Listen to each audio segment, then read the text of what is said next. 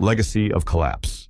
The effects of Enron's December 2, 2001 bankruptcy continued to shape U.S. corporate conduct and regulatory policy for decades.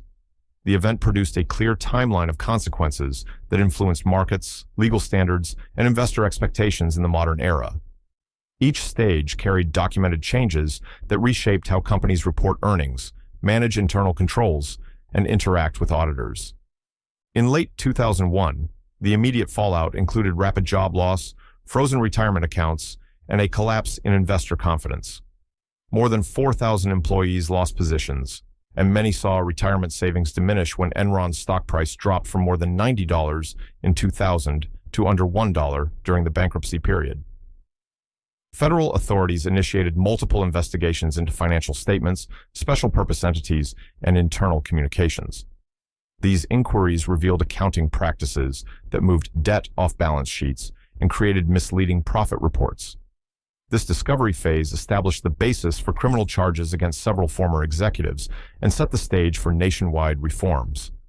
By early 2002, Congress held hearings that collected testimony from former executives, employees, and auditors. Lawmakers reviewed memos, emails, and financial structures used during Enron's rise. These hearings highlighted the failures in oversight and the conflicts created when audit firms provided consulting services to clients. The bankruptcy also accelerated scrutiny of Arthur Andersen, LLP. Federal prosecutors charged the firm with obstruction of justice for destroying audit documents. The conviction, though overturned in 2005, caused the company to lose most clients and cease auditing public firms. The collapse of a major accounting firm in 2002 reshaped the role of corporate audit committees and raised pressure for new legislation. In July 2002, the Sarbanes-Oxley Act became law. This marked the most direct and measurable effect of Enron on the modern era. The act required chief executives and chief financial officers to personally certify financial statements. It established criminal penalties for altering or destroying records and required publicly traded companies to maintain documented internal controls. The legislation also limited the non-audit services that accounting firms could provide to audit clients. To enforce these changes, the Act created the Public Company Accounting Oversight Board, which began registering audit firms, inspecting their work, and issuing standards.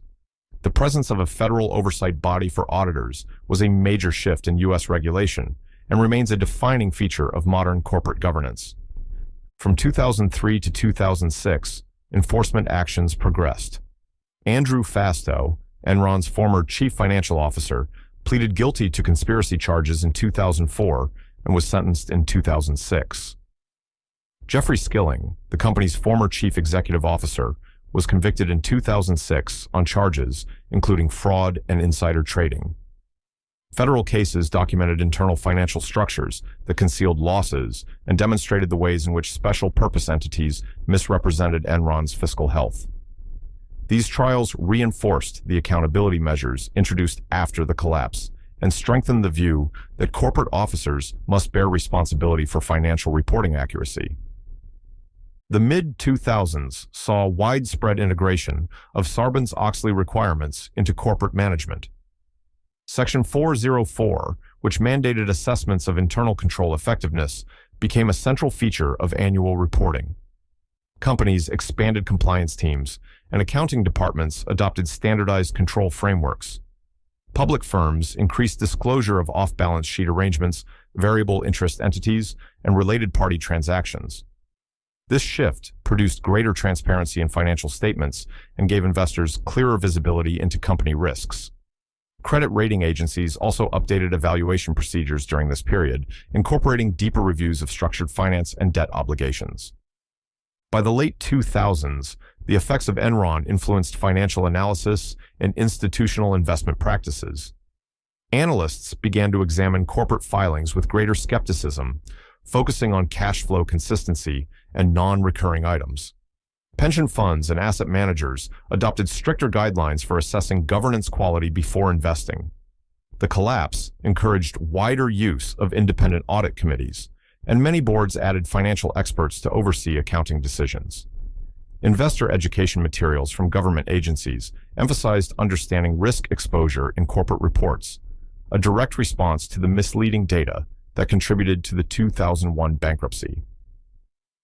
During the 2010s, enforcement activity by the Public Company Accounting Oversight Board increased.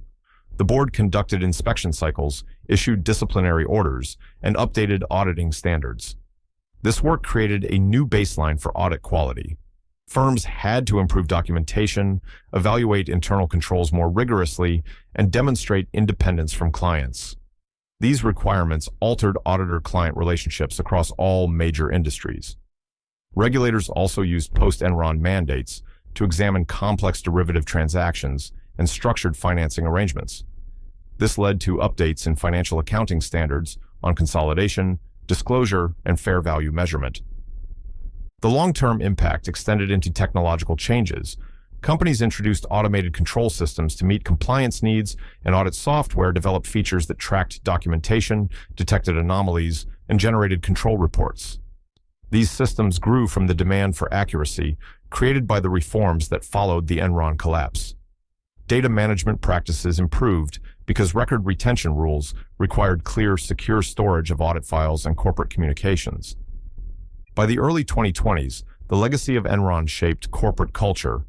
Public companies adopted whistleblower programs supported by protections established in the Sarbanes-Oxley Act. Employees received channels for reporting financial misconduct without fear of retaliation. Many firms instituted training programs that emphasized accurate reporting and ethical conduct. The event also influenced university accounting programs, which added curriculum focused on audit quality, internal control design, and corporate ethics. Modern investors continue to rely on the protections created after Enron. Annual reports provide detailed disclosures on risk factors, off-balance sheet commitments, and internal control effectiveness. Auditors face strict inspection processes, and corporate officers certify the accuracy of filings under penalty of law. These conditions emerged because the collapse revealed weaknesses in oversight and transparency. The timeline of reforms demonstrates that the effects of Enron reach well beyond 2001. They shape how corporations operate, how auditors perform their work, and how investors evaluate financial health. More than 2 decades after the bankruptcy, the event continues to influence policy debates about corporate governance and market stability. Every major accounting rule, change, enforcement action, and audit oversight policy draws on lessons from Enron's failure.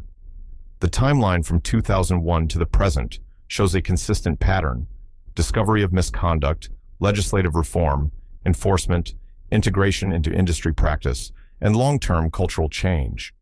These outcomes form the documented link between Enron's fall and the structure of modern corporate regulation in the United States. For enthusiasts of historical ephemera, visit history-collectors.com to find collectibles that might complement your collection. You can own a piece of history.